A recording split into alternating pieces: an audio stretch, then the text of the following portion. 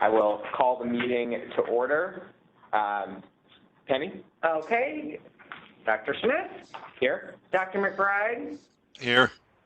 Reverend Duvall? Here. Dr. Garza? Here. Ms. Lee?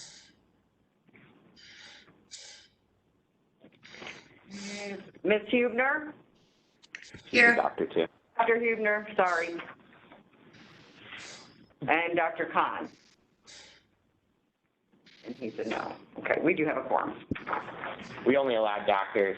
And reverends. And Reverends and doctors. Phil, you have a seminary doctorate, or?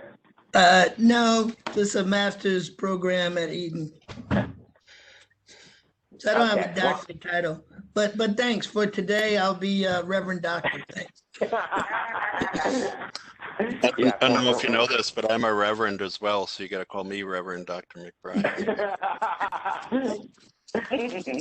Okay.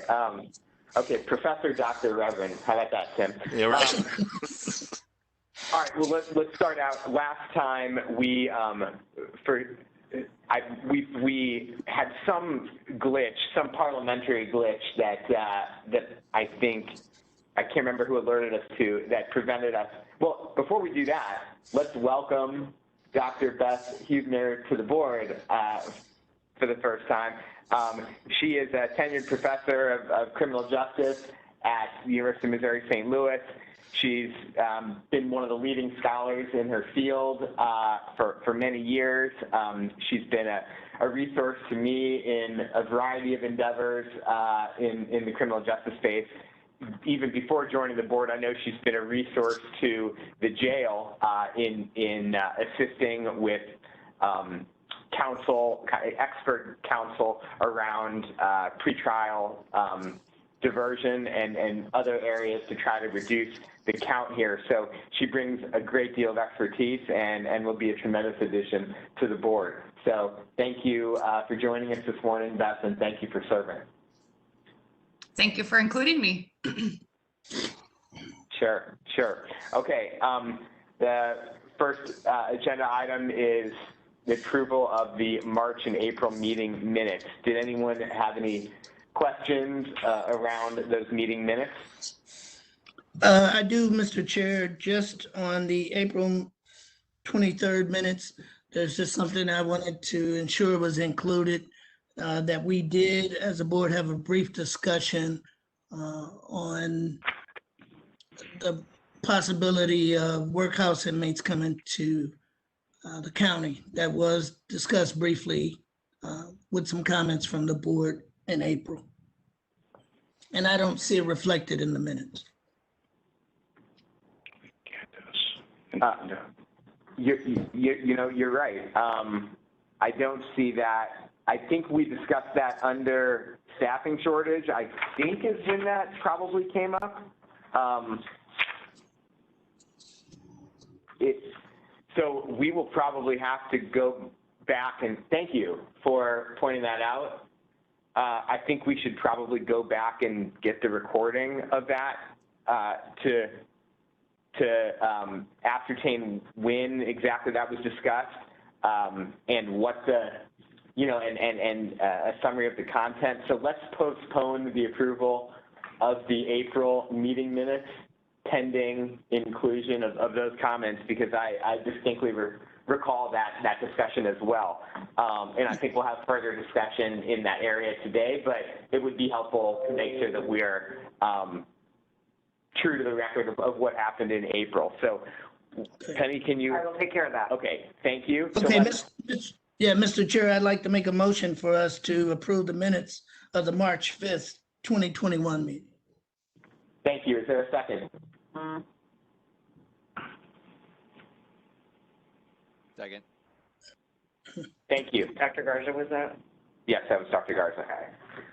Okay, all in favor, Dr. McBride? Aye. Reverend Duvall? Yes. Dr. Smith? Yes. Dr. Garza? Yes. Dr. Hubner? Yes. Okay, that's it. Thank you. Okay, and we will, again, postpone the approval of the April meeting minutes until next meeting, pending inclusion of the remarks around the workhouse. All right, next item, the state of staffing and the census count here. This has been an ongoing concern of ours. I know of jail leadership over the last several months. So, Doug, do you want to take it from here? Thank you. Just quickly, including the people that are being booked in right now, our census is 961, and we canceled the federal contract. They began removing their people. They've removed over 35, I think 36 total as of right now, and we anticipate some others. If we had not removed those, we would still be over the 1,000 number. So I absolutely hated doing that because there were numerous people who were St. Louis County residents here whose family members are from here, and now they're being shipped to other facilities that the U.S. Marshals is trying to locate in the area, but they shared with me that with their detainees, they're having issues and are shipping people as far away as Kentucky, which is just absolutely terrible.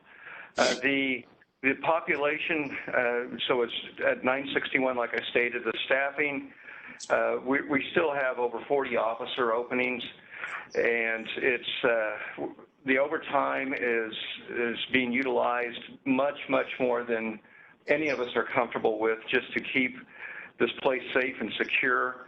We desperately need more people.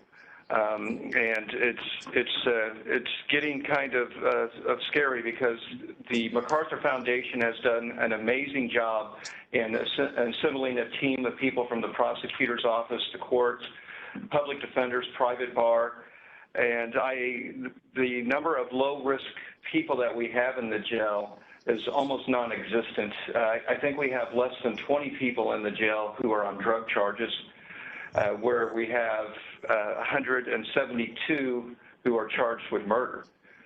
So the risk rate keeps going up. The low-risk people are going out. But it still remains an extreme concern, and we are truly holding on by a thread right now unless we get some more help and also lower the census.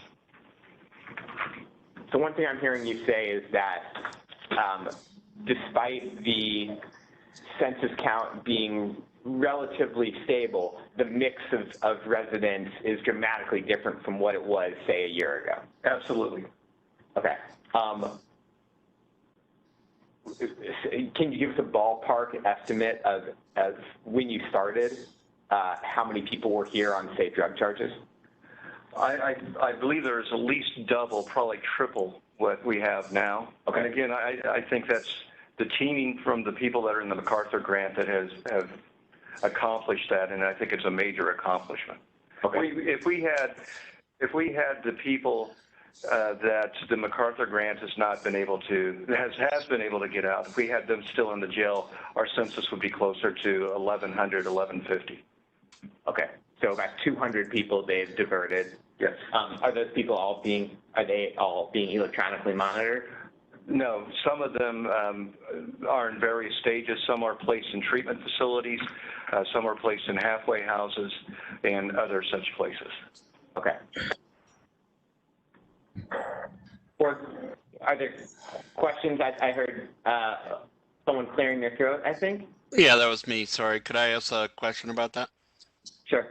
And this is from the dashboard, so I don't know if we want to wait until then, but it's related to the census.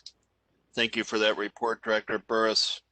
I was looking at the dashboard. It looked like we were at 935 enrollees or inmates at the end of February, and then it peaked at like 1033 at March or May 12th, and then we've dropped maybe to 958. So is that drop of 60 or so the federal prisoners, or is that partly diversion that's going on? It's a combination of both, Dr. McBride.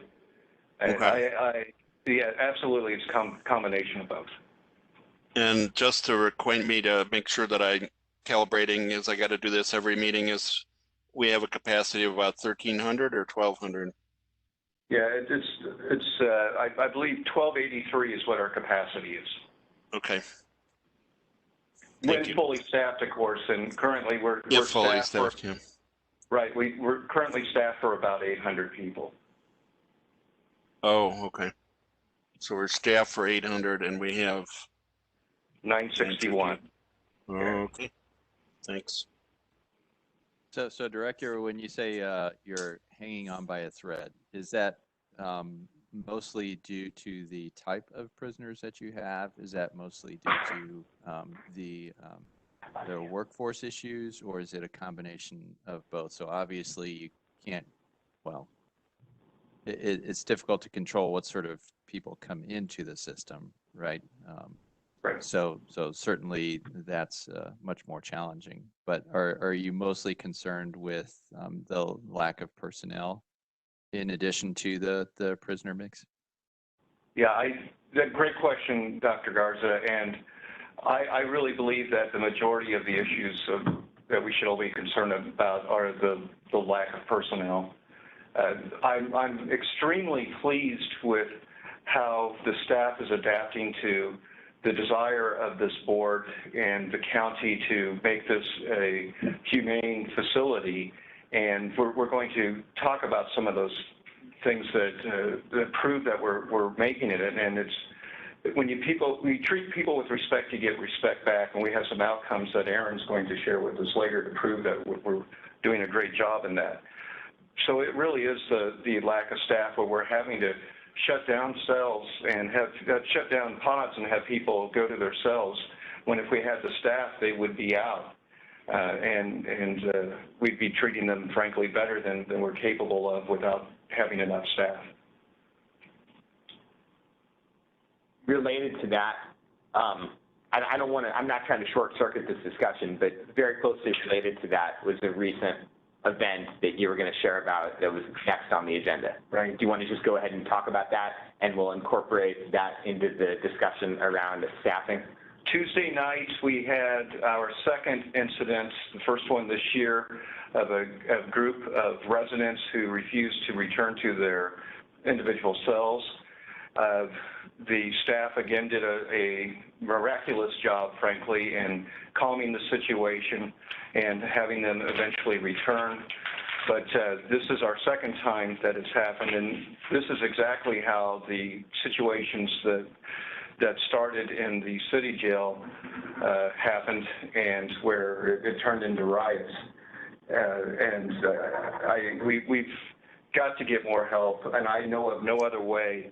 That's why I think we're holding on by a thread, because there is some agitation going on. The staff are overworked. We don't have enough of them, and we need to let people out more than we're capable of because of our staffing issues. And I apologize, Jeff, are we going to get to this later on the agenda? But I thought one of the agenda items was about the pay issues for the staff. Is that correct? Yeah, there's actually 3 other items, coming up that will touch on the staffing shortage. So, I mean, I think that's going to be kind of a running theme of, throughout today's meeting and probably for the next couple months. So, yes, we are going to talk about the potential pay increase. And to kind of clarify a couple things you said, so do you attribute some of the unease and kind of minor unrest among residents to their frustration at being confined far more hours of the day, which you relate to the staffing shortage that's forcing them to have minimal effort, minimal time out in the pod? That is correct. Okay. And I apologize. Could I just, and I'm a numbers guy, so I just like to make sure I got all my numbers right. I wrote down that you have 40 open positions in the officers and that you're short, that you currently have enough staff to take care of about 800 prisoners. So how many staff would you need to take care of the current load of prisoners? We would need at least 25. Okay. So the staff number seems to be flat-ish over the last few months. So is that kind of a combination of like a small number of hires offset by departures? There has been an increased decline, but it has slowed. And it's because we have been able to bring some staff on. The problem is it takes 30 days for them to go through training before they're eligible to take on the full load of a corrections officer. We have 4 people in the class right now. I can jump ahead and just share that we had another mass hiring event yesterday and Wednesday. And out of that, we've got an estimated 20 people that we're looking at. Last one, we had over 20, and we ended up having 4 people accepting the positions, and that's the 4 that we have in our current class. We're hoping for more than that, but it is hard to get people interested when there are other facilities that are all hiring in the area, and they pay more. And okay, go ahead, ask your question, Jeff, please. Oh, no, you go ahead, Tim. Well, it's a slightly different thread, but I might want to put Emily on the spot and ask if there are shortages on the health side as well, or are we fully staffed? Sure, certainly we always have shortages on the health side. That is, that is not a new problem, certainly for any of us. I would say that we did institute a model this year in which we engaged paramedics and EMTs into the medical care delivery model. That has helped us a lot in that essentially we are contracting a large amount of our clinical staff. We do have ongoing staffing issues, and certainly the increase in population is affecting us, but I would say that we are not at the same level of crisis that I think the safety and security folks are experiencing. Yeah. Jeff, if I can I ask Dr. Duchette? So Dr. Duchette, at any point though, are there any lapse or gaps of services due to the pressure that's on the clinical staff? Oh, sure. I would say that we are constantly retooling where our licenses, where different clinical licenses are most valuable and add the most, add the most quality, and we really have focused on that. So our staffing numbers, when you look at the dashboard, our open FTEs went down precipitously. That is not because we hired a huge amount of additional staff. It is because we have contracted staff to fill the roles of folks who we have historically hired. Okay, and then if you could speak to some of the additional challenges. I know that mental health concerns seem to be still a premium. Are those services still being provided even though the census is still growing? Absolutely. Certainly, as the census grows, we will continue to have pressure for the size of our mental health team and our clinical team as well. Our mental health services remain intact, actually, and one of the updates I was going to provide later is one of the big wins on our side this month is that we have had a really wonderful and committed psychiatrist who has been in a contracted role with us, who we actually have hired, and she will be beginning with us on Monday or Tuesday, I guess. And so this is the first time we have been able to hire a subspecialty physician and a psychiatrist at DPH and for the jail. So we're really excited for the stability that will bring from a psychiatry standpoint, again, which is really exciting. So I would say that when the census grows, the pressure for our clinical staff is felt in similar ways. That is definitely the case now. And I would say, as you suggested, on the mental health side in particular, as we've certainly seen exacerbation and challenges with mental health and substance use needs throughout the pandemic and with where we are in that space. So absolutely, I would say that those pressures continue, particularly for that service line. Thank you. Thank you.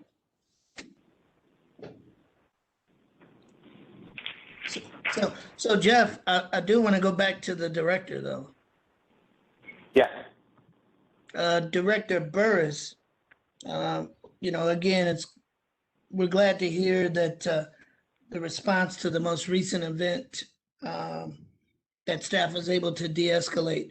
Has there been any, since this is the second incident, Aside from staffing issues, are there some underlying conditions? Has change management, Mr. Weaver, has he looked into some root cause analysis? I get it about staffing. I guess I want to know, what is the driving force? Thank God that our locks work, unlike our colleagues down in the city. What is driving this? Do we know specifically, and have those inmates been properly interviewed? Go ahead.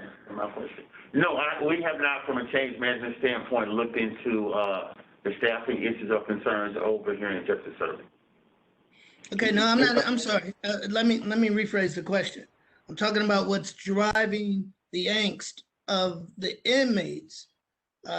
We hear about the staffing issue. This isn't a staffing issue question. What root cause analysis is driving where the inmates themselves feel compelled not to comply and not want to return to their cells? Has there been any look at, the scheduling, the staffing, slides, not it being low? I'm talking about interaction with the inmates that would de-escalate it, that would not cause them to refuse to go to their cells.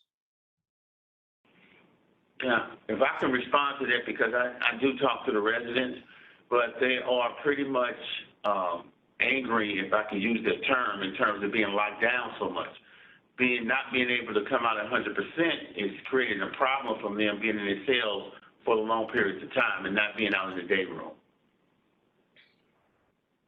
Okay. Well, again, I appreciate you talking to the inmates. I would just hope that maybe some formal, your comments passed on.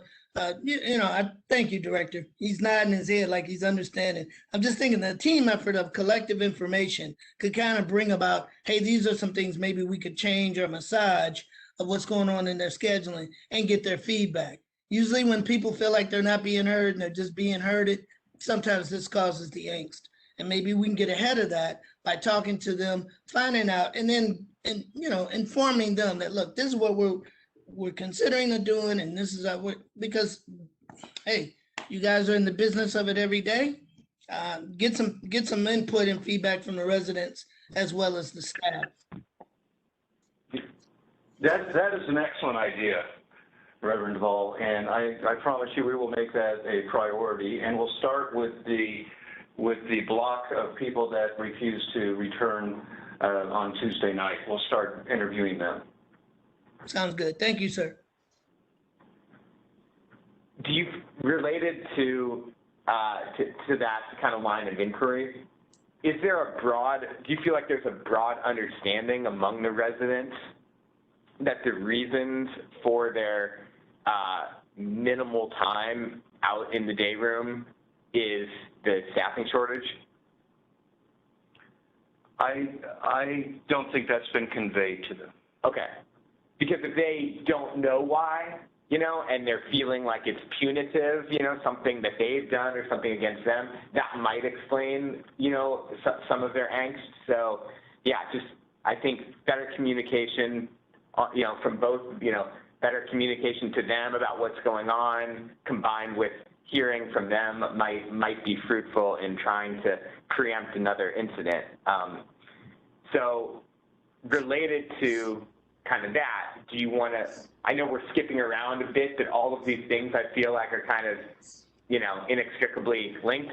Do you want to talk about some recent injuries that resulted from a skirmish? Right. We had 3 residents who became engaged in a fight. This particular fight was over a phone where they thought someone was taking more than their allotted time, and tempers flared. We had staff intervene and break up the fight. Unfortunately, we had 2 staff who received injuries out of this. One corrections officer will probably be on extended leave because of a severe concussion and a bone chip. And another officer received a rotator cuff injury that he's back at work, sore, but performing all of his duties. He was cleared to come back.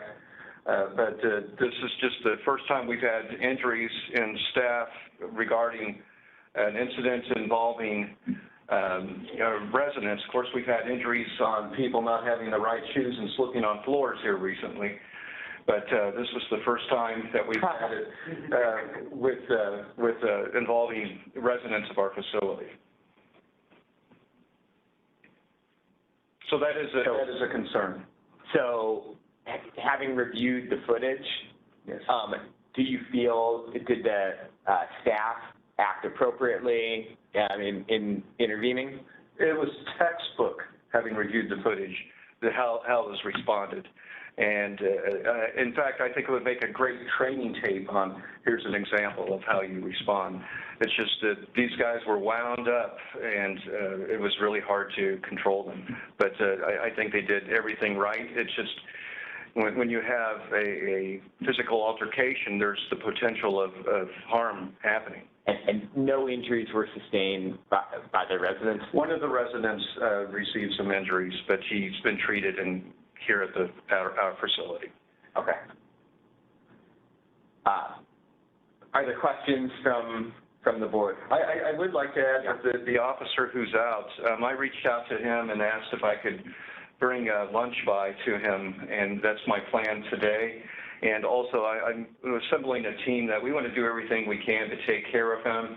If he needs his yard mowed or anything along those lines, I'm going to seek out what we can do to assist him as he gets through this, because it's really important we treat him right. He was in here doing a heroic job, put his own physical well-being in the way to try to make this place safe, and we have to take care of this man. Yeah, Jeff? Yeah.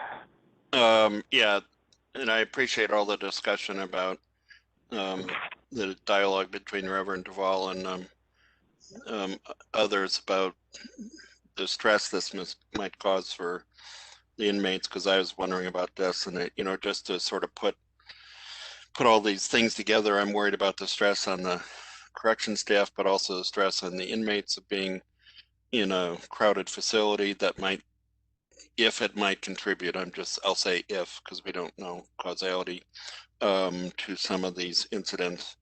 So I think it's important to put that on the table. Since you already said we're bouncing around a lot, Jeff, I'll just throw one more thing out there to ask a question.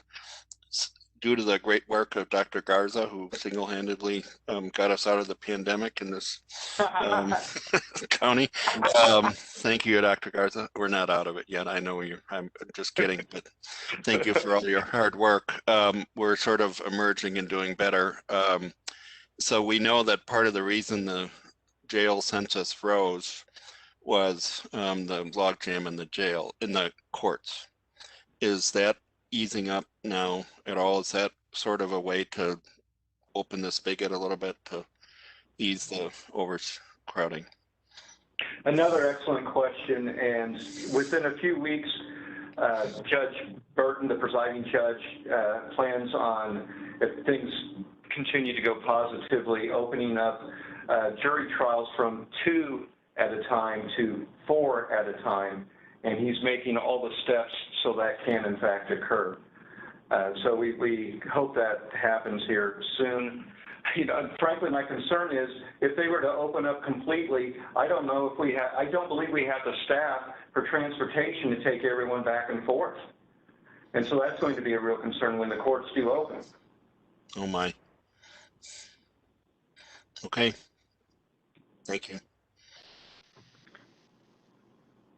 So, again, related to this discussion, and are there any other questions from the board around the recent altercation?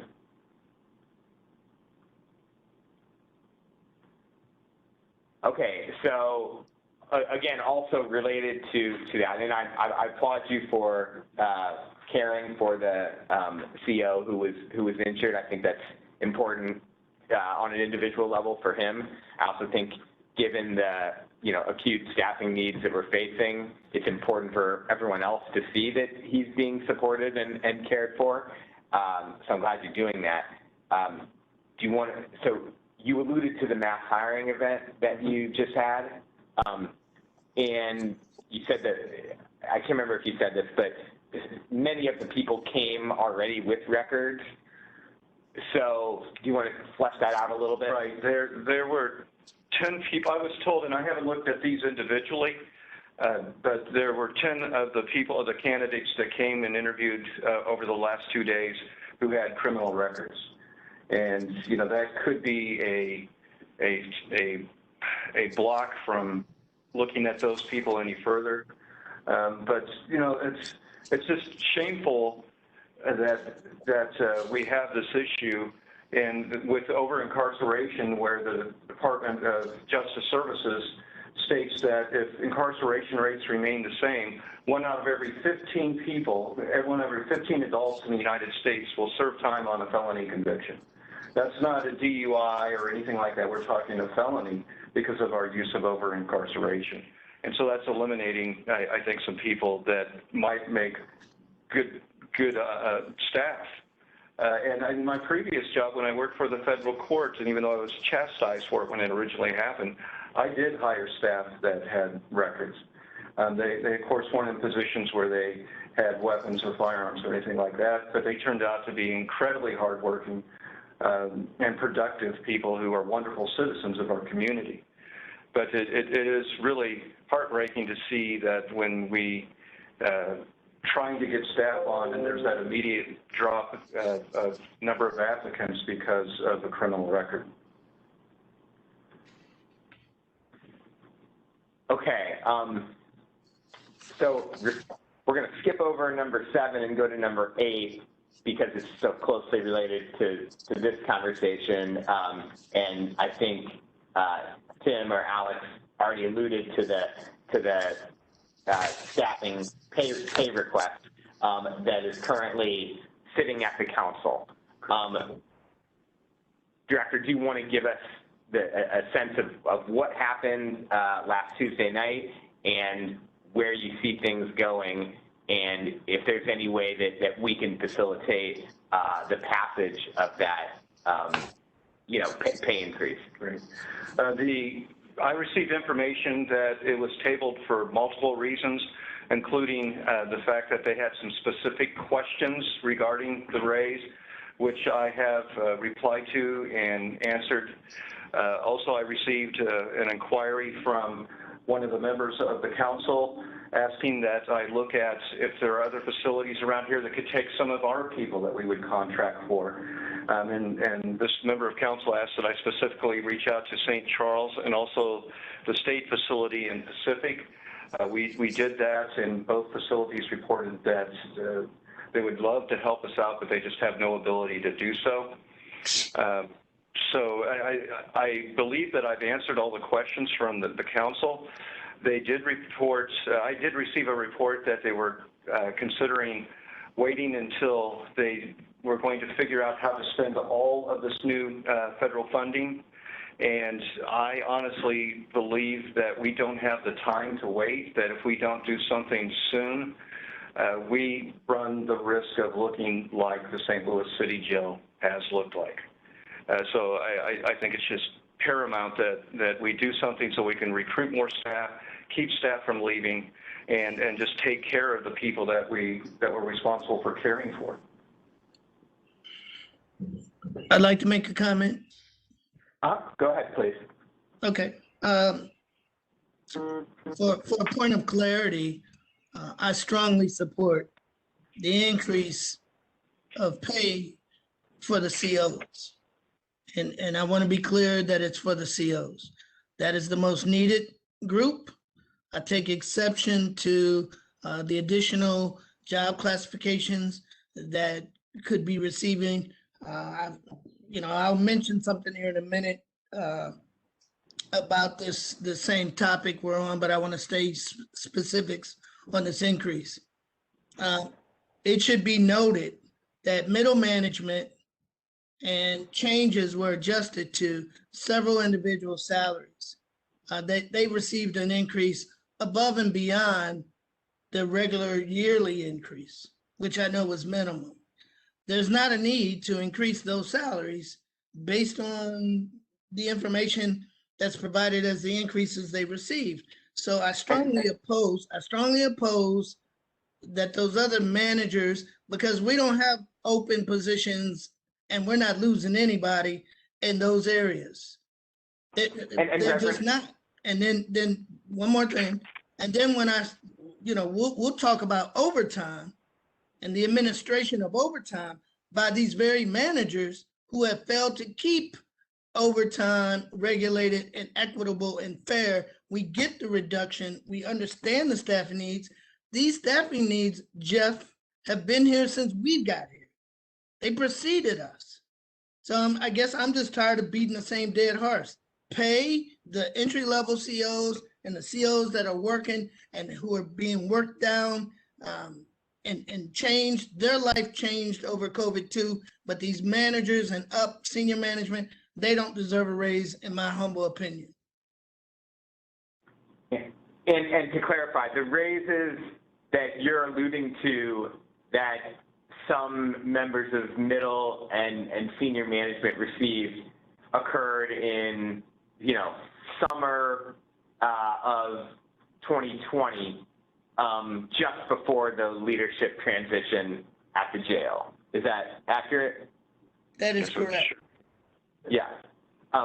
Director, can you please respond to Reverend Duvall? Yes, I just like to say that the management team, they're doing double shifts. They're up here till 2 in the morning while still coming in at 8:30. I explained about the injuries that took place this week. One was to a member, the rotator cuff injury was to a member of the management team. It was members of the management team that talked down the residents when they were on the verge of rioting the first time we had the refusal to return to the cells. I think everyone's really overworked right now, and I respect the work that everyone does, but Reverend Duvall, you are correct. We don't have openings in management, because we do, but they're not in droves like there are. We don't have 40 positions open in management like we do the corrections officers. I'm just, again, respectfully, that as we're aware, the divisiveness that was caused by proposing to give middle and upper management those increases, that division that was caused within other areas of the jail could be hushed and met at another time. The urgency is COs. The urgency is to relieve the stress. And I'll just say this, and if I'm on a line, I apologize ahead of time. But when you're a salaried person, you're supposed to show up. You're supposed to be there at 2 a.m. Those are required in other industries. I don't think we make exceptions for when there's something of high incident rate, that's their job to show up. And then we start talking about the frequency of how often it happens. So I'm just saying, in fairness, the COs, as the military would say, Dr. Garza, those grunts that are in there on the field, they're doing the work. I'm not saying that commanders shouldn't be compensated, but my goodness. So you think, I assume they say in the military, what do they say, leaders eat last? Yes, and leaders show the example. I think just last month, Director Burris, we had a very healthy conversation in this board meeting about getting a schedule where those other areas could be involved. It took how many weeks to get a new schedule, and how contentious was it? Because certain individuals just don't feel compelled that they have to work because they're used to making that salary and staying in their office. They got to get out there and help the morale, lead by the troops, and not only eat last, show up first, and leave last.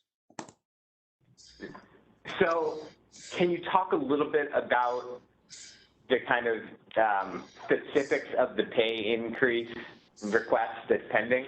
Right. And who it would target? Well, what I had proposed was everyone whose primary duty is in the jail. So that did leave out some people that have hurt feelings about that, feeling that they're not included in it. But as Dr. as Reverend Dr. DeVola, are we calling you that today, pointed out, the corrections officers are the immediate concern, and for the fact that our starting pay is under $37,000. St. Charles, it's $39,500. St. Clair County is $45,000, and Bureau of Prisons, which we've lost people to, is $49,500. It would make us competitive to get a $2 an hour raise for the corrections officers, and that is the immediate need where we do need corrections officers right now. And so people working in the jail Right. are the focus of the pending pay request, pending pay increase request. Yes. Okay.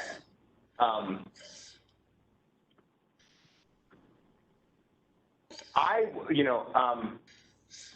would like the opinions of the board on this, but, in my opinion, this is the sort of thing that, I think the board would be helpful for us to, lay down a marker and,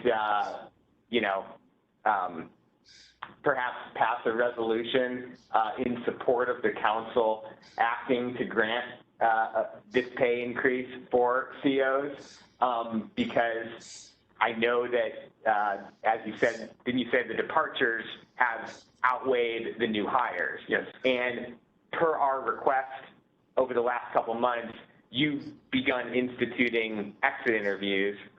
Right. And can you, before I go forward with this, can you tell us what you've been hearing in these exit interviews? Everyone that I talked to, approximately 11 people, and everyone but one was leaving because of the salary. And the one person, he wants to work with disabled people, which we have to fully respect and appreciate. But the others were all for pay. And additionally, we started a recruitment committee of all line officers on how they thought we could bring people in. And Tony Weaver has been heading that. Tony, you want to share what the thoughts are of the recruitment committee? Oh, yeah, well, the recruitment committee is very involved in the process, and they're very outspoken in terms of a pay issue. And overtime, I mean, they like to work overtime, but it reached a point now where it's really kind of they're being burned out for it. So we're trying to come up with some ideas and some thoughts on how to relieve all those people working overtime with the current staff. But we're limited because of the fact of the staff shortage. But correct me if I'm wrong, what they said about the $2 increase was that would be the game changer to getting people in? Yeah, that's one of the quotes.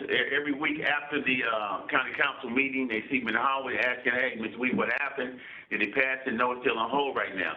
But they do constantly state that there will be a game changer because that $2 makes a big difference. So what would the sense of the board be on taking a vote on a resolution to urge the council to pass this pay increase? Jeff, can you hear me? Yes. I thought I saw Beth raise her hand earlier. Did you want to, Professor Hubin, or do you want to ask something? Well, I mean, I just wanted to support the group in terms of pay raises. I did want to just mention that maybe it's important to highlight to the board how long it takes to onboard someone. I didn't know how long it takes to train a correctional officer. I was just interested in that, but I know there is some sort of lag. So if they're waiting for to figure out what to do with the federal stimulus money or whatever money they're getting, that they're putting us back. It's not just the hiring, but it's the training. You can't just let a new officer work independently right away. So I just wanted to highlight for the board the lag.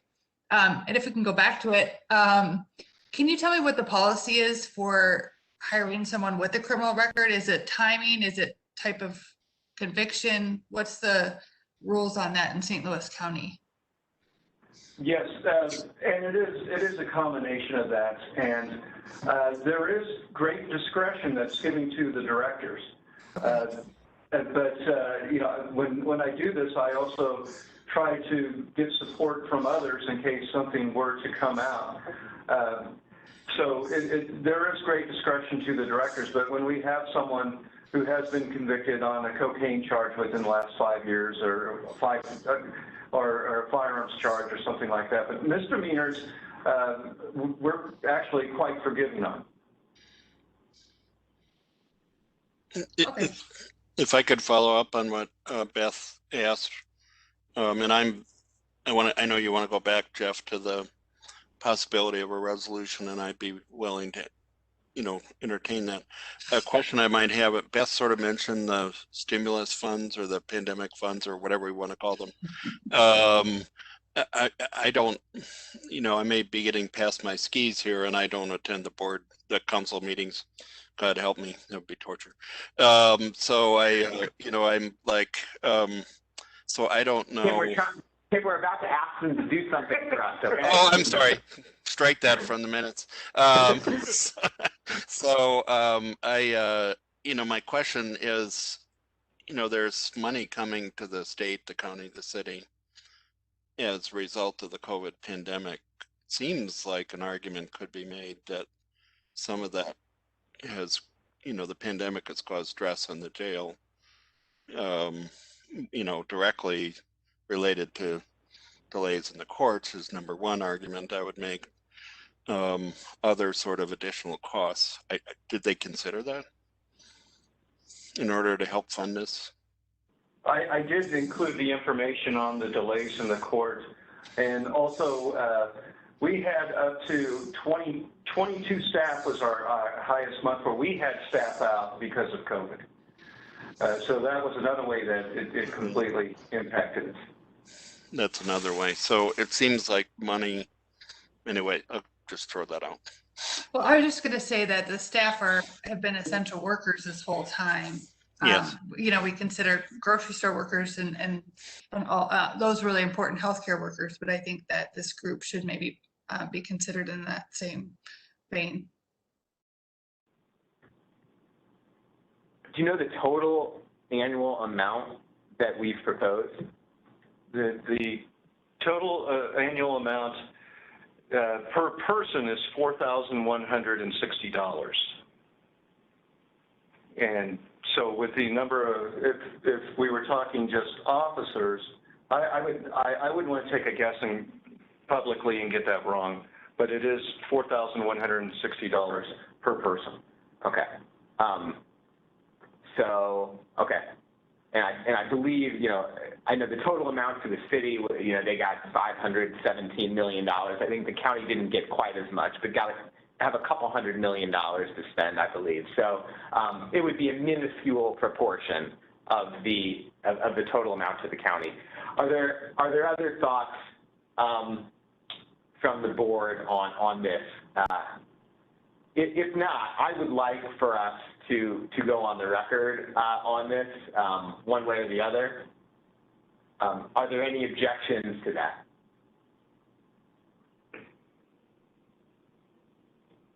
Okay.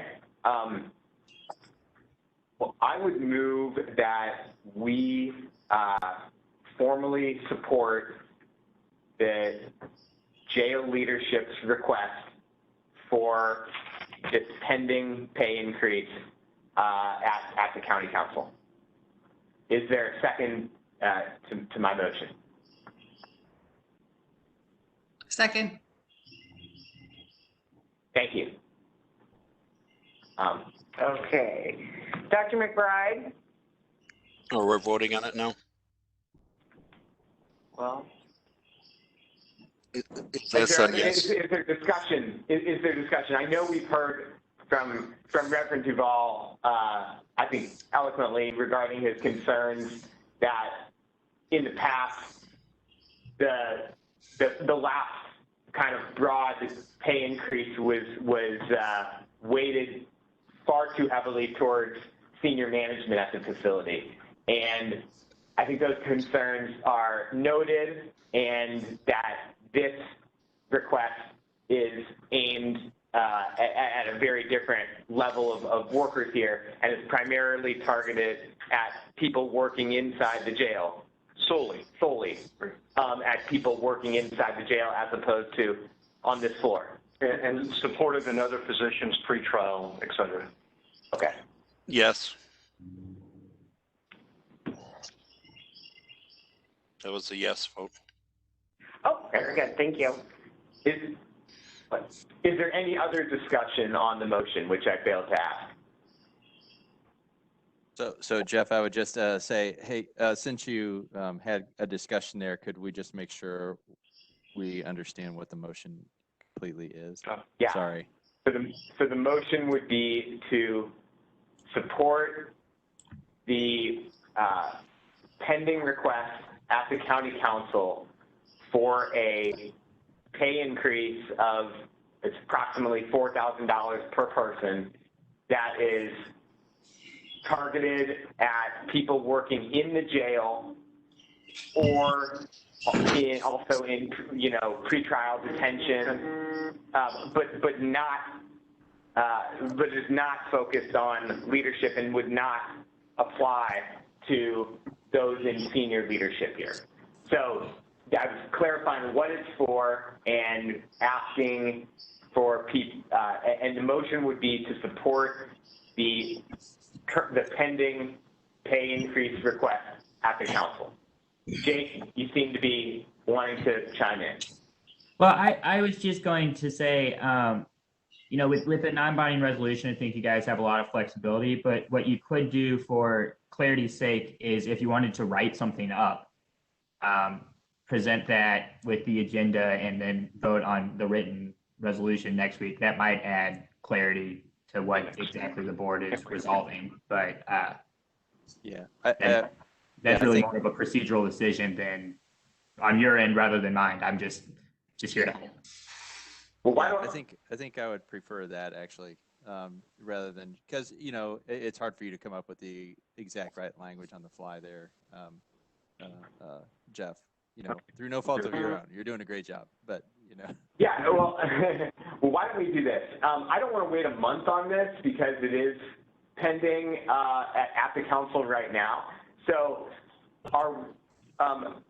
Jake, and you can clarify this, are we able to vote via email? I honestly would have to check on that. I'm not sure. I also think you guys could maybe hold a special session as long as we're giving public notice in enough advance. I don't know if we'd have to wait a full month. As far as voting on email, I'm really not sure. It hasn't come up much before, but it's something I'd be happy to look into.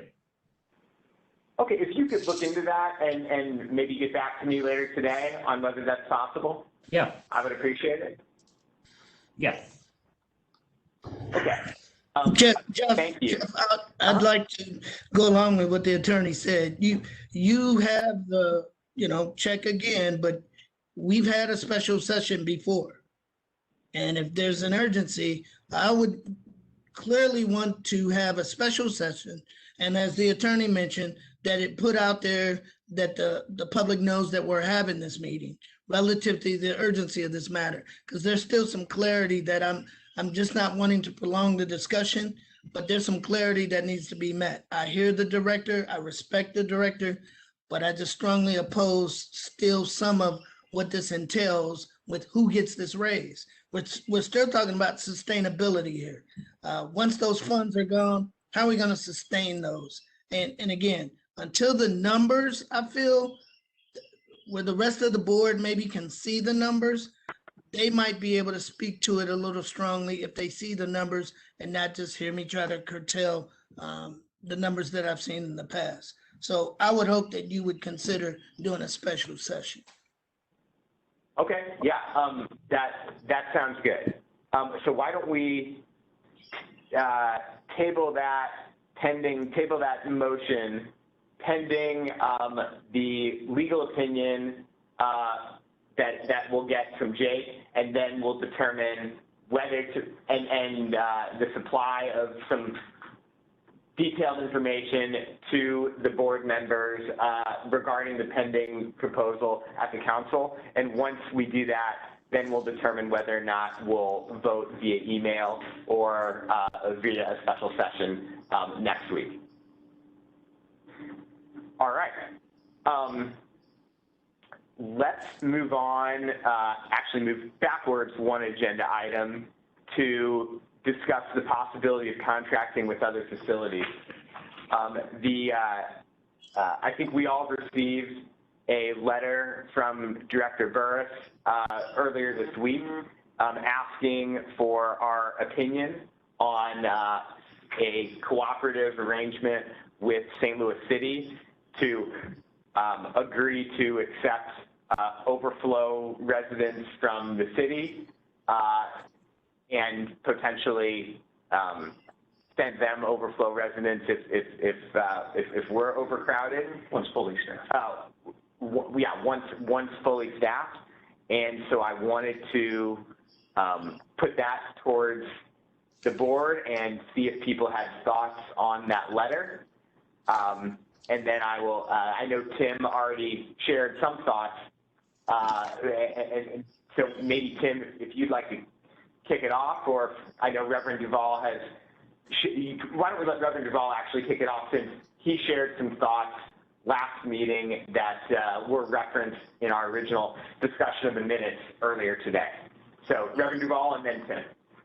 I want to start by prefacing to the director of what a good job I think you're doing, Doug, especially bringing strong programs into the residents and doing the best you can to help adjust the culture and fix it. So these comments, come from my heart to you and your team and what you're trying to do. However, some of the realities that we're facing, I would just want to reference it, and I could close it by making it real quick. The Vera Causa report that we received back in January had 9 general management issues that were raised, 9 issues, and then they had 10 recommendations. So I would encourage, Jeff, that you have the board review the Vera Causa report that talks about personnel issues. Some of my comments would come from pages 7 and then 10, pages 10 through 14. These recommendations, I think, if it really speaks to what it is we're trying to, would make us a healthier jail. And as you mentioned, and I'm glad you said it, once fully staffed, then I think we could entertain taking on additional inmates and being that community partnership. But as already spoken earlier in this meeting, St. Charles doesn't have the room as much as they would want to help. Missouri Department of Corrections and Pacific, I just don't think we're in a place or in a space to adequately take on any additional inmates. Plus, we still have the COVID concerns, and we still have spacing issues relative to our staff. So at this time, as much as we would like to help, I don't think we're in a space to entertain this request.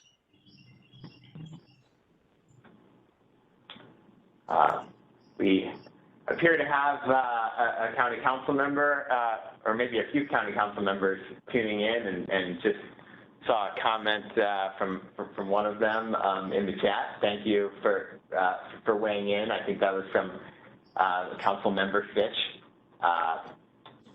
who had some thoughts as well, which we appreciate. Thank you, Reverend Duvall, for those comments. Dr. McBride, you're up.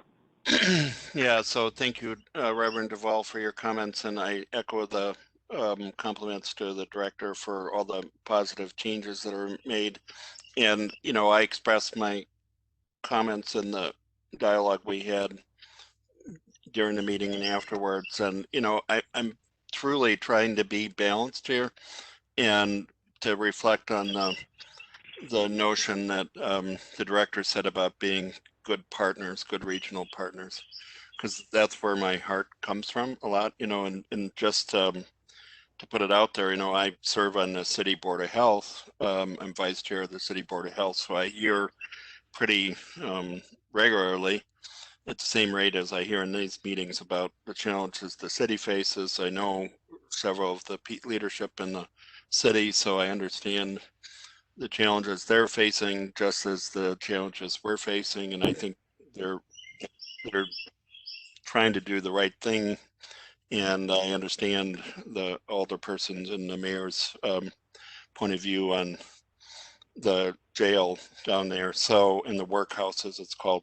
So I'm aware of these concerns and sympathetic. I think our role in the Justice Services Board is to be good stewards for the county.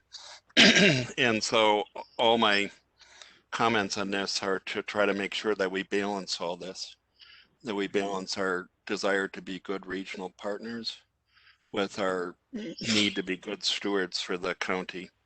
And so, I approach everything agnostic, and I just want to hear, I just want to be assured that if we do this, it's not going to make any of the problems we already spent, I don't know what now, over an hour talking about. So I want to make sure we have enough capacity in a jail to take on these additional prisoners. I want to know whether the lessening of the pandemic is going to open up the courts some, so that'll lessen some of the logjam in the jail. And the staffing needs probably is foremost if you're going to take on additional prisoners, and the compensation will have to be there. And I'm open to hearing creative solutions to this, but it's just, this is what's in my head. My thought about the region and being good regional partners, but also being, our role here is to be good stewards for the county. Thank you for those comments. Are there other sentiments from the board?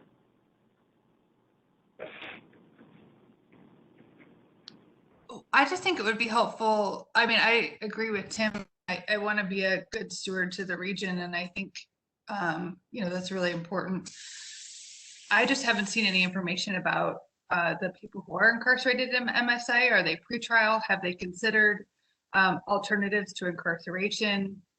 Things like that. I think, given the great work that Director Burris has done in St. Louis County on reducing the jail population, perhaps we can assist in, policies and describing to them how we have changed the composition of the jail. I just don't think we can take incarcerated people, out of hand. I think we need to get more information about the people that they're talking about. Obviously, Doug would explain to us better than I could that the needs of some incarcerated people are very different than the other ones, and so are their risk profiles. So I think we can't make any decisions without more information about what they're even asking. Yeah, so I'm hearing, a desire to chip in and be a good regional partner, but a grave concern about current staffing constraints and some of the very immediate issues that we're facing here, particularly some of the kind of simmering tensions that your people on the ground are facing every day, and how that would be impacted by addition of a substantial number of overflow residents from the city. So I don't,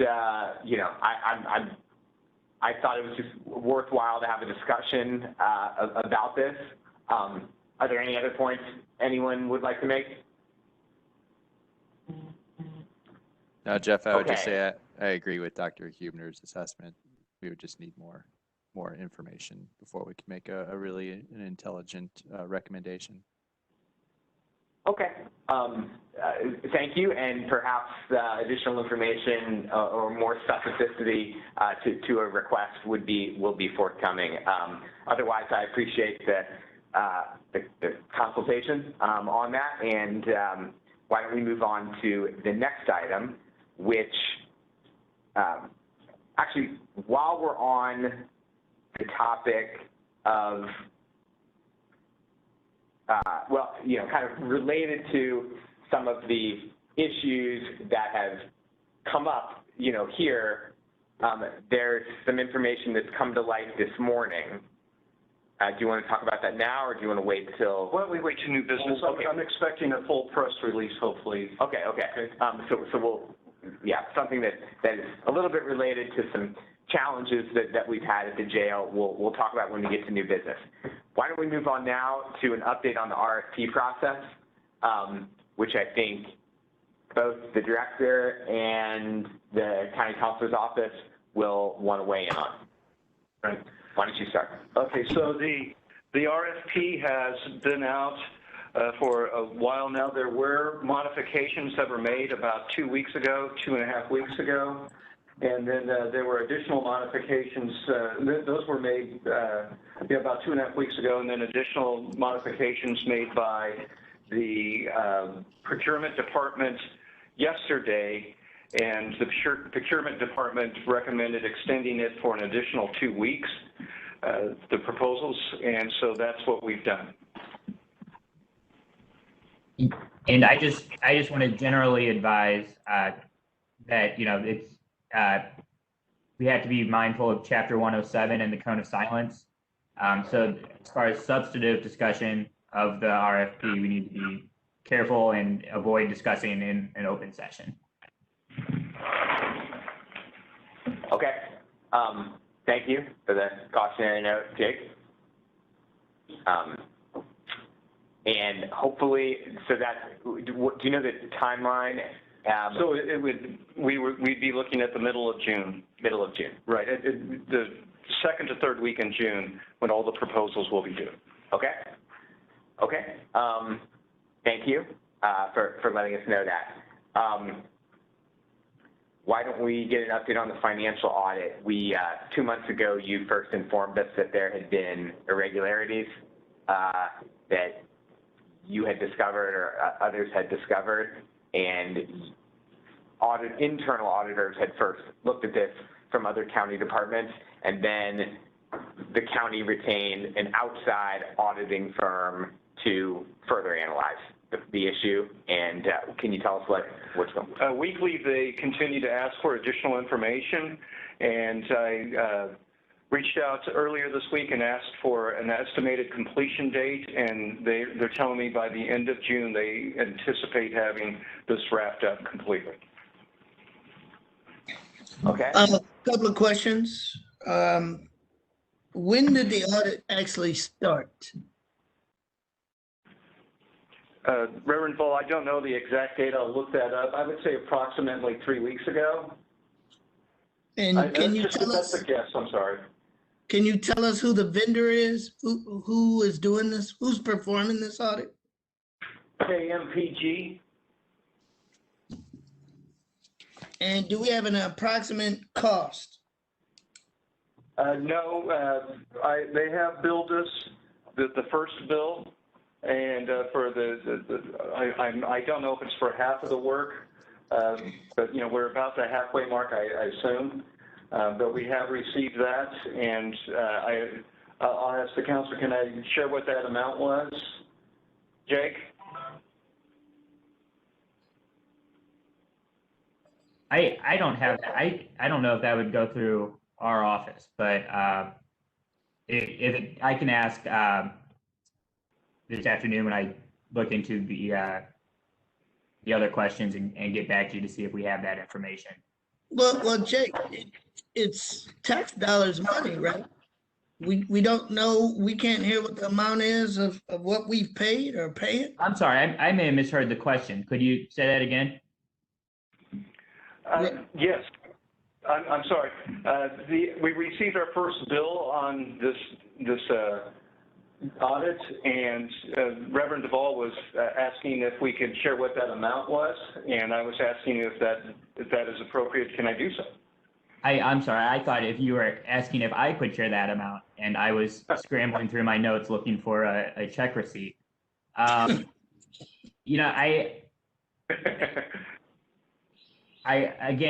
think if it's actually been paid, I think that's fine. Okay. The initial billing, I believe, was for around $84,000. And do we happen to know how much the total's gonna be since we entered into this contract? We had an estimation, I believe it was of no more than $300,000. Excuse me, no more than $250,000. But I think things are moving along quicker than initially thought, so I would anticipate it being significantly less than that. Okay, and so Director, you know, when time goes on, once it comes back, will you be able to inform the board to let us know how their findings will be disseminated to us? That is my complete and total desire to do so, Reverend Vaughn, and I think it's important that I do. Okay, thank you, sir. Thanks, Jeff. You're welcome. Any other questions on the audit? Okay, let's go to the dashboard. Aaron, the clock starts now. You've got 3 minutes. Jeff, I should have told you I had 20 minutes worth of stuff to talk about. I regret saying that now. Okay. Thanks, Ray. I'll bring up.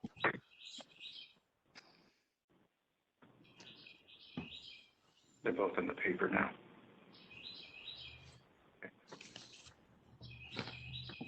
Okay. Several things to talk about real quickly. First, I wanted to go through, recently looked at a 16-month overview of use of force incidents in the jail per 1,000 residents. I wanted to pull this up and zoom in on, this scroll bar is a new feature, by the way, and zoom in on since the beginning of 2020.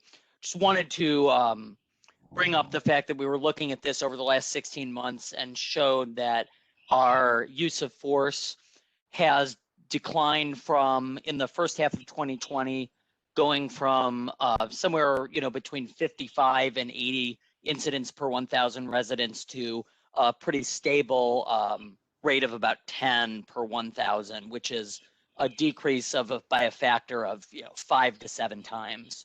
So I just wanted to pull that up first to show that we've made significant progress there. Yeah, and I'd like just to comment, this makes me so incredibly proud of our staff that the use of force drastically declining like this as the risk level of the people going into the jail has increased and the number of people in the jail has increased. That to have a drastic decrease like this in use of force, I can't think of anything I could be more proud of with the staff than this. Yeah, and Director Burris, just a quick question for you. And you would say that the amount of reporting is consistent. By that I mean there's been no decrease in people reporting things either. So of course this is self-reported data. That's what I'm getting to. So nothing in what you've seen would be a change in culture to not report these things. No, not whatsoever. In fact, I think we've done an excellent job in making the cultural change that we are here to treat people humanely. And we're here to give them hope, frankly. If you walk into any one of the pods, you will see a sign that is up there now that states that I personally will write a letter on behalf of the residents to their judge if they behave appropriately and volunteer on some cleaning up jobs, kitchen jobs, other things like that. I've written over 100 of those letters. It's probably even closer to 200 right now. But we're here to try to encourage them to behave and do well, take advantage of opportunities. And I think that's really, I think the status shows that's working well. I'd also note that, and maybe you want to comment on the director, that and for those of you at home watching, the red piece and the yellow piece is red is taser and yellow is pepper spray. Yes. It seemed to have disappeared in the last few months, or there are very few of those use of force. I think there's been one taser incident in the last 7 months combined. That's definitely noteworthy and praiseworthy. So yeah, please relay to all the staff, and I'll make a point to when I'm walking the floors to let people know that we're watching and we appreciate it. Go ahead, Aaron. Okay, the second thing I wanted to bring up, and we can do this while I'm on the supplemental here, is that I've added scroll bars to each window so that anybody who wants to kind of zoom in on a particular time period can. For example, if you want to look at this and you want to just go in and look at the last few months, you can do that. I did that because, well, first of all, I just figured out the capability, we'll be totally honest. But I did that because I thought, you know, for some of these data points in which there's a lot of information crammed into a small space, it might be easier on the eyes for some people to be able to zoom in and see just one or two data points at once. The next thing I wanted to talk about is a new supplemental dashboard window called Overtime Hours Worked by Month. Last month, the advisory board suggested 2 new overtime windows, new supplemental dashboard windows. One was the overtime hours worked by month, which we successfully have gotten all the data since 2019 for. The other was a running total of the ratio of COs to residents in the jail per month. And Trisha Rogers and I are still working on tracking down that data. It's an active process, so we're working on that, hopefully able to debut that new window as well, but that's not quite ready yet. So this is the new window that's on the supplemental dashboard, overtime hours worked by month. As you can see, there was a drastic decline at the beginning of COVID, but it's gone up a lot since.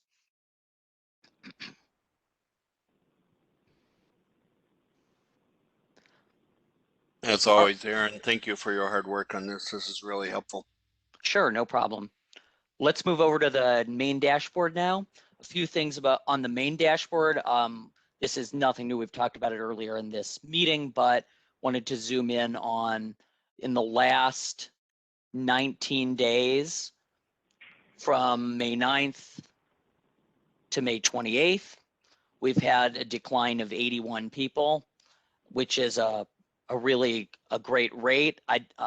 Obviously, may not always go down at the same rate, but going down at that rate for even a period of 19 days is a significant accomplishment.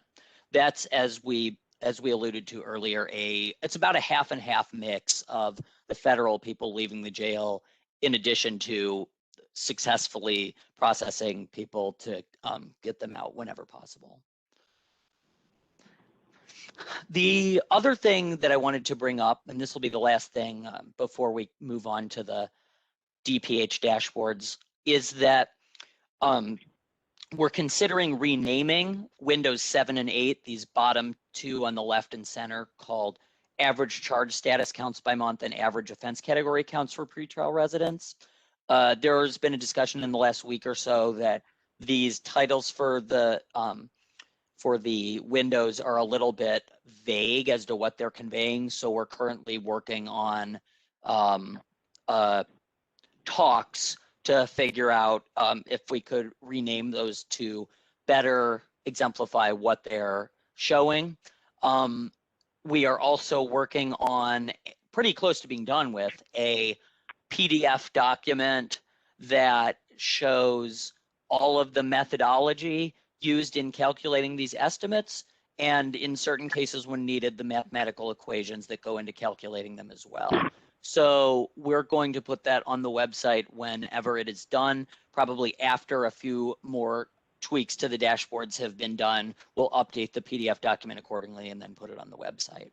Finally, I wanted to mention that this average resident age by race, gender in the bottom right corner, well, certainly a decently interesting metric, is something that there have been talks about potentially putting something else on the dashboard in the 9th window in place of that, whether it's now or whether it's in the near future. So if anybody has a comment about whether they find that particular window to be, very helpful or kind of one that people don't look at much, I would, and you don't have to comment on this now if you don't want, but you can send me a note and let me know your thoughts on that, because if we are going to delete a window from the dashboard and add a new one, I do want to have, an opinion from you all on the board about whether that's a positive change.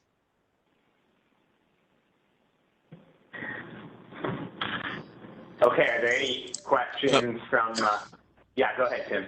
Yeah, Aaron, on that one, I'll think some about it and write Sure. a note, but I think you're probably headed in the right direction. I had a question about the length to stay graph on number 2 or whatever. You know, I always like to look at this because I think it's an indicator of what's going on during COVID, as we know. The one thing I would say about this is I was looking for, this is all broken down by gender and race of the Yes. inmates, but there's no overall graph that shows.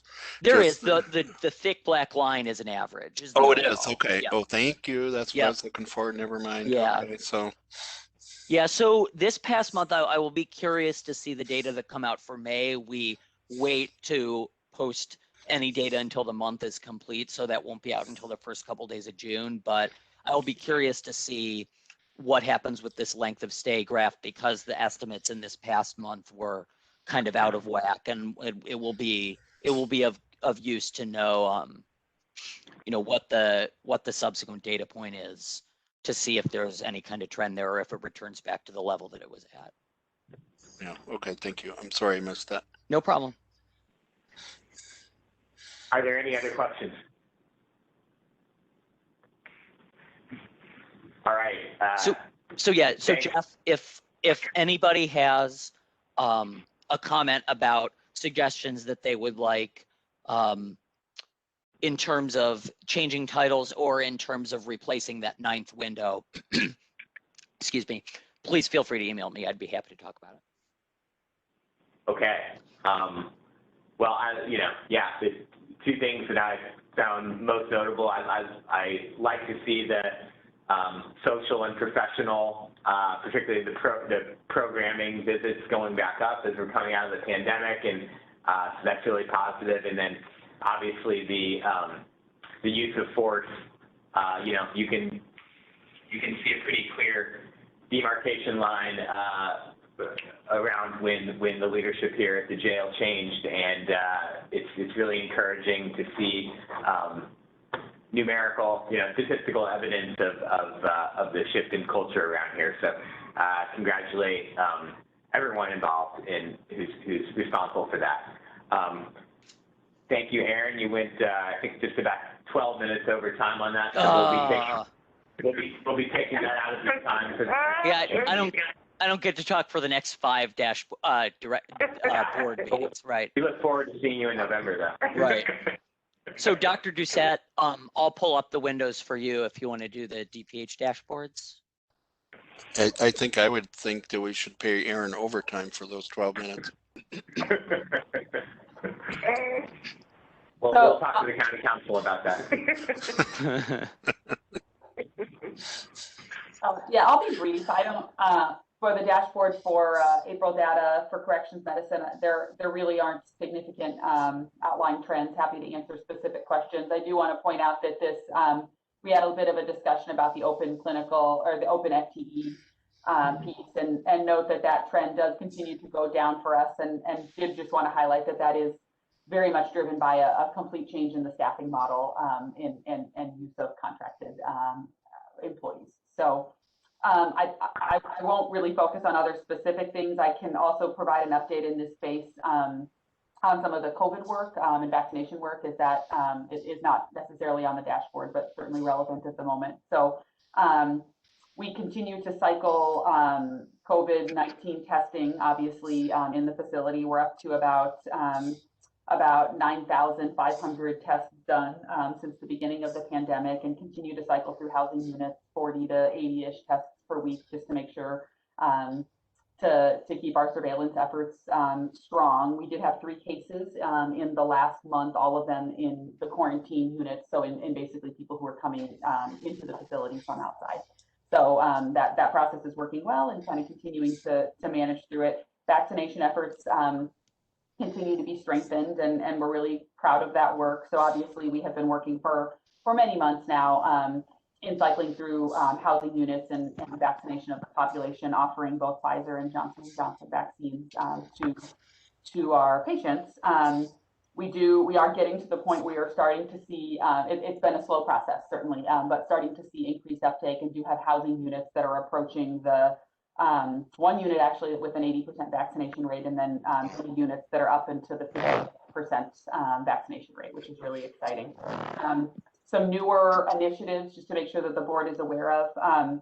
We are now vaccinating in intake in the jail. So with the intent that obviously, and the recognition that most of those patients, or many of those patients, are not necessarily coming into the facility, but as kind of an access point for populations who might not otherwise have easy access to vaccines. So that is continuing. We are solely using Johnson & Johnson in intake, given dosing schedule considerations, and doing that Monday through Friday, 8 to 8. The intent is to move that to a 24/7 model, but staffing for that is a consideration. So continue to work towards that. We are also continuing with the family vaccination events during visitation times on the weekends.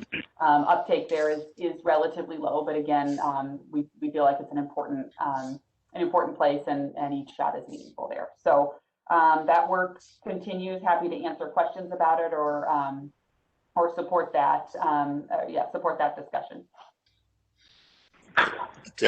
Jeff, could I ask a question? Go ahead, Tim. Yeah. Yeah. Again, as I say practically every meeting, applause for your really great work in keeping the COVID rates so low in the jail. It's actually remarkable, and a story should be written about that in the newspaper in case anybody's listening. So I give you a lot of credit for that. We talked a little bit last time about vaccine hesitancy in the jail. You talked about the vaccine take-up rates at getting 80%. That's pretty darn good. There's been a lot of discussion out in the public health literature about vaccine hesitancy and how we can sort of get those rates down, and some of the causes for hesitancy. So can you speak to that a little bit? Sure. Yeah. I think there continues to be work to be done here in this space, and certainly across public health, and that is the major shift that the public health department has taken in the last month, in the vaccination landscape. So I would say that in this environment in particular, actually we received feedback, and kind of in the process of talking to patients and kind of understanding some of that hesitancy. We had this initial uptake of folks who were very comfortable. We have then seen since then a slow but continued trickle in folks who are interested, who see this play out with their colleagues and the folks that they're housed with, and realize that things are okay. And then we kind of see that kind of continued trickle, which we've seen across industries and across, that's been a common trend even in healthcare that we've seen. So we are seeing that as a slow process, and I think one of the ways that we can add value here is because we do have a little bit more longitudinal relationships with our patients. We kind of can get to a point where we can eventually support that vaccination, which is helpful. We also found that the source of a lot of outside information for our patients is their families, right? And through that visitation and otherwise. So actually part of the strategy in opening those family events was, of course, to support those families in vaccine access, but also with the recognition that family members who have positive experiences or don't have overly negative experiences will communicate that to their family members who are incarcerated, and be able to kind of support them in that decision making. So those are some pieces there. I think the other piece that continues to be a discussion point is as the pandemic continues to transition, and as we follow case rates carefully, kind of some of the other pieces around what vaccination uptake looks like and what that means for increased flexibility in movement and other pieces like that. Obviously, there are major staffing considerations there, but I think that's another discussion that is helpful and warranted at this point, and welcome the board's feedback on that. Yeah, and that all sounds great. And you know this probably better than I do, and Dr. Garza does. I'm sure that and reduce one thing that helps in reducing hesitancy. It's not a magic bullet. Is if people see that others that have been vaccinated around them are doing okay. There's fears that people have, side effects or whatever, and it's going to hurt, I'm going to be sick or whatever. And if that doesn't happen, in fact, that you can exploit that longitudinality of your patients and basically say, look, everybody in your cell got it and they're doing okay. Right. Yeah. And that does seem to be driving behavior. That's a slow process, obviously. A lot of good data at the state and certainly national levels that one of the big drivers of uptake for hesitant populations is a trusted relationship with a primary care provider or trusted healthcare professional. So we're really kind of working.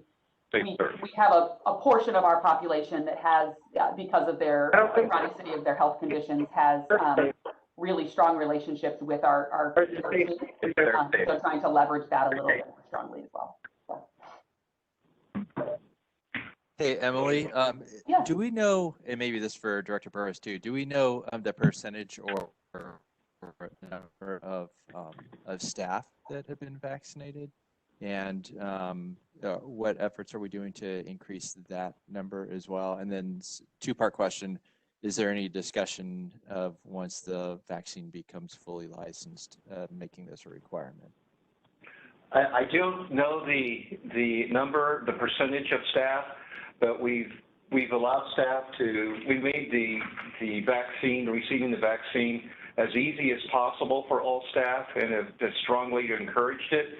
But I believe county-wide, under the direction of public health, and then Dr. Doucette could probably speak more to this about it. I don't know if there's been talk about making this mandatory.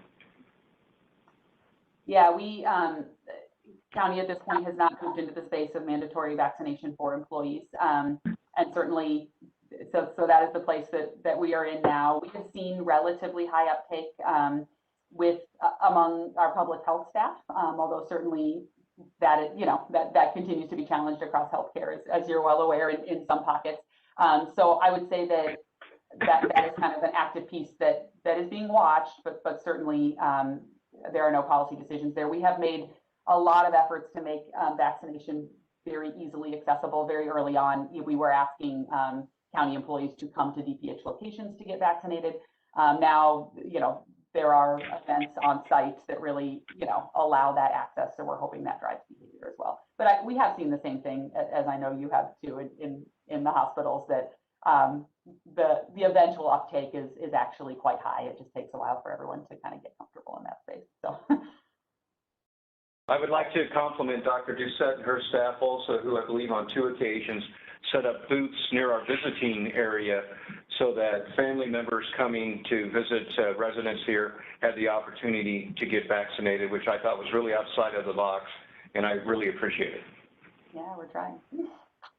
If it's okay, Jeff, I do want to just make one more announcement from the corrections medicine side, and then I won't take any more time. We do have a significant staffing change and a new leader coming on Tuesday in our COO role. So just wanted to make everyone aware of that. So Elizabeth Allen will be joining our team. She's in the COO role, in the role that Valerie has been playing in corrections for the last year and a half. Valerie is not going away.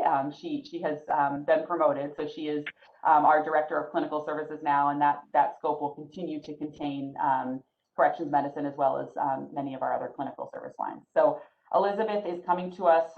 She is a master's in healthcare administration and also previous to her administration work has a history as a counselor, a master's level counselor. So comes as a healthcare professional as well as a healthcare administrator. She has been in long-term care administration since 2009, which is kind of really a strong complementary skill set for this kind of 24/7 operation. It's one of the healthcare areas that kind of aligns most with the type of work that we do, because it is really a unique environment, certainly for healthcare delivery. So has been in healthcare administration since 2009, has run single facilities and more recently kind of director level management roles of multiple facilities. I think a lot of strengths in compliance and risk management in some past roles. So we're really excited to have her joining next Tuesday, and certainly you will see her at the next board meeting. So I will stop there unless anyone has another question. Well, that's great. We look forward to meeting her. Sounds like she has an extensive management background, but also I'm glad to see her, someone with a behavioral health background, who, you know, just given, again, amid the pandemic and all the other stressors, I'm sure that will be helpful and inform our work here at the jail. So thanks for the great dashboard and the updates. If there are no other questions of Emily, then we will move on to new business. There's a few items. First of all, just briefly, there's as the directors talked about, there's a deputy director position open. I asked the board, and he requested that an advisory board representative be part of the interview and hiring process for that deputy director position. I asked but did not hear back that anybody else wanted to do it, so I'm happy to do it if no one else wants to, but I do think the board, it would behoove us to be represented. So if there's anyone else who would like to serve on that committee, speak now or forever hold your peace. Peace held. Okay, well, then I will go ahead and do it and keep everyone updated on that process. Next, there has been some news that just came out during our meeting about an incident that took place about a year ago, I think, you know, under the previous regime here at the jail that I guess, you know, Director Burris, I'll let you explain what happened this morning. There were 2 indictments released. One charged a former corrections officer here with 4th-degree assault for an incident that occurred almost exactly a year ago on June 1st. And then another former corrections officer was indicted on a charge, 3rd-degree assault, involving an incident that was reported on July 17th of last year. The county government did release these indictments, as Jeff said, Dr. Smith said during our meeting, and this has been under investigation for quite some time, but the indictments are out right now. All right. Yeah, we had talked about that incident, you know, when it happened, and glad to see that there will be accountability, and glad to see that message will be sent, continue to be sent to, you know, to all correctional staff. I'd like to make a comment. Go ahead. I think this should be stated that I want to thank the courageous staff persons that brought these incidents to our attention. These were not going to be handled where the public would have ever known. And it was only by individuals who had witnessed some of these incidents and how they were mishandled. So yes, we are happy, Jeff, that we have some accountability, but without that transparency, we wouldn't be reading this in the newspaper today. That these occurrences. So I find it a bit bittersweet. I'm glad to see use of force numbers are down, Mr. Burris, and it might be because of your style of leadership that you are at least letting people know they're going to be held accountable and that there's going to be but I'm not sold yet on the internal investigations of that facility. There's still something, you know, minor that I'll bring up in another time, not in this setting, that talks about a culture that we believe exists. Now, I say all that to say these 2 examples, these 2 incidents, there had been an abuse of using those tasers. So something, Mr. Burris, that you have been able to convey is there's not this need for all this tasing that had been going on. But I hope that this sends a message to some of your mid and senior level management that this type of behavior will not be tolerated and they'll be held accountable. Again, providing that your staff, the integrity of your staff, back to those COs who deserve a pay increase, who work in those conditions every day. It's something about their verbal abilities, their verbal skill sets that allowed and afford them to walk in those jails and in those pods and not be assaulted. Whereas when we have tasers in the hands of people who are abusing their authority, result in these things. So I'm glad that this was exposed, but this was not exposed of our own doing. Just took some integrity of courageous people who let us know. And then from the outside,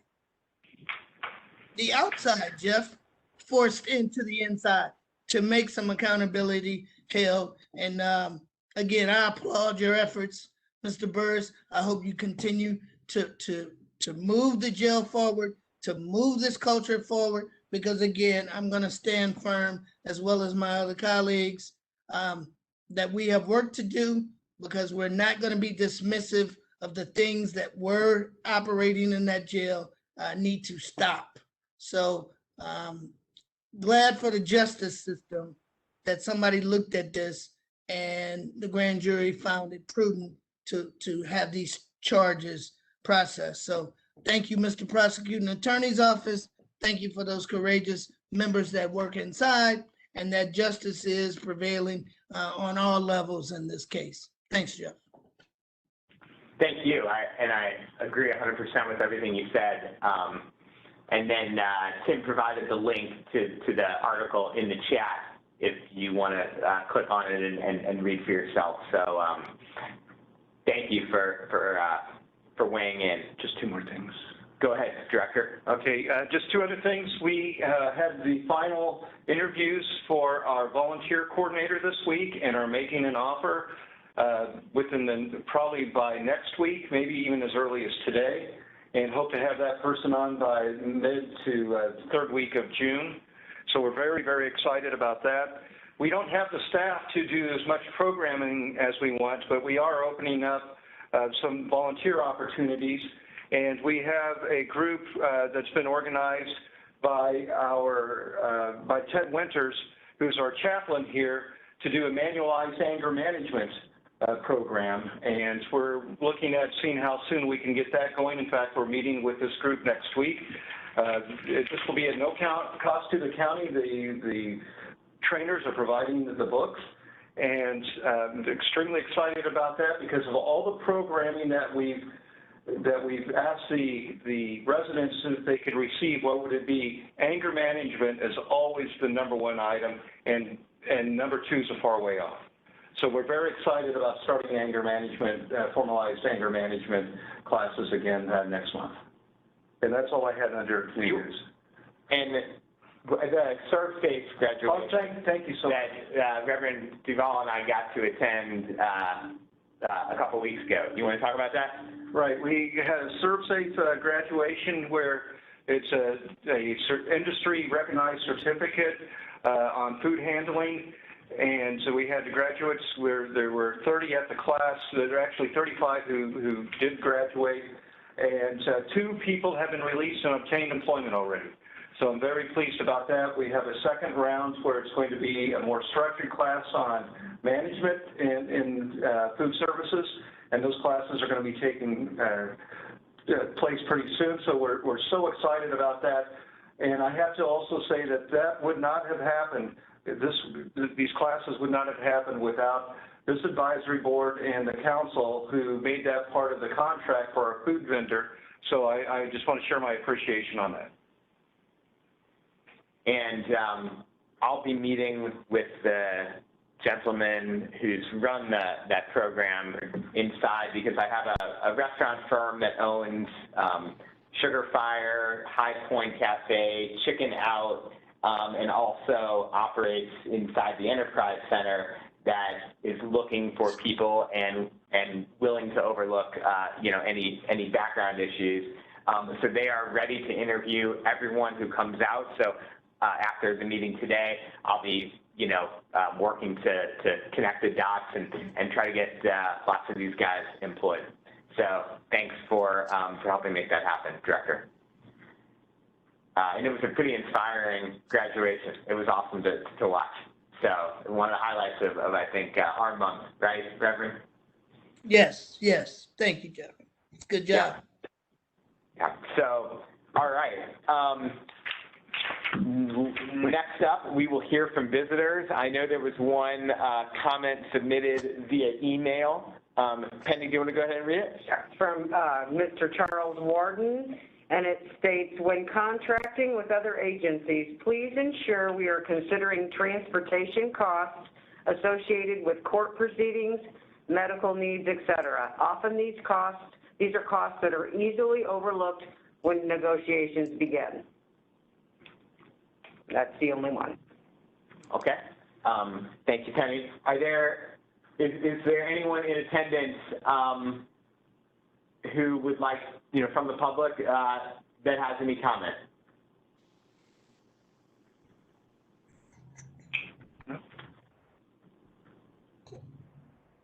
Okay. Not seeing anyone. Why don't we go ahead and schedule for our June meeting. The fourth Friday in June is the 25th. And so we will meet at 9 a.m. on Friday, June 25th.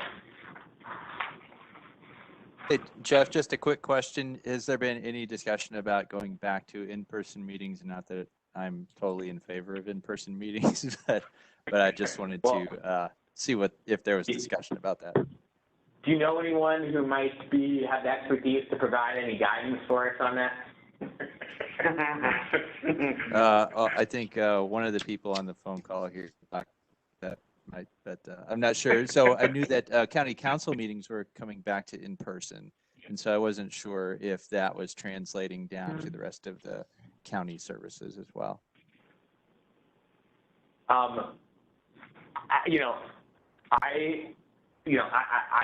obviously vaxxed up. I would guess that, everyone on the board is, but why don't, I don't want to commit like and I wasn't expecting an answer there today. Yeah, so I'm just throwing it out there in case there's discussion about it, that's all. Why don't I do this? Why don't I email each board member individually to ascertain people's comfort level, and then circle back with everybody, and we can talk about, and then ask you kind of for your public health guidance, and then we can talk about when we'll go back in person, okay? Yeah, and then I don't know, Emily, if Dr. Khan and all of you were discussing this, but. Yeah, we are supporting several other county departments and making some of those decisions and kind of setting parameters for what that would look like. So happy to support that for the board as well. Okay, I'll be in touch with all you guys about that. All right, I think that was our last item of business. Thanks everybody for taking the time to join us this morning and for your continued service on the board. Thanks, Director, Tony, Penny, for all the staff's efforts. I move to adjourn the meeting. Second. Thank you. That's a voice vote, right? Yeah, just all in favor. Yeah, all those in favor, say aye. Aye. Aye. All those opposed, say nay. The meeting is adjourned. Thank you all. Have a wonderful Memorial Day weekend.